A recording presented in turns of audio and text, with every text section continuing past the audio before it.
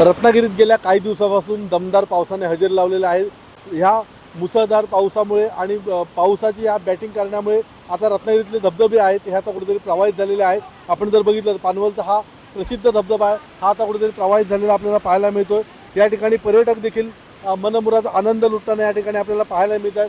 ह्या धबधब्याचा एक अनुभव असा आहे की हा धबधबा धोकादायक नाही आहे, त्यामुळे इथे कुठलीही बंदी नाही आहे।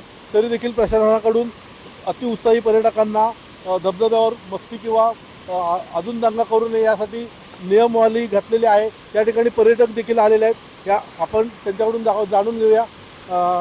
काही कहाँ से है आप, आपका नाम क्या है और ये धबधबा आप जो देख रही है ये कोकन का धबधबा है, कैसा लग रहा है आपको, क्या बताएं? First of all, my name is Mai. I came from Mumbai. This is very beautiful waterfall, and I visited first time in Ratnagiri. This is so amazing. Please visit and explore Ratnagiri. Thank you.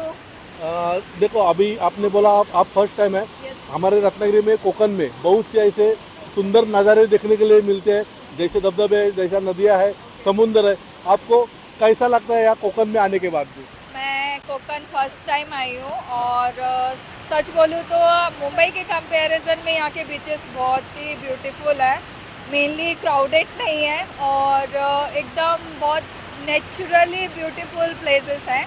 मैं सभी को बोलूँगी एक बार आप रत्नागिरी ज़रूर आए। Thank you. नक्की।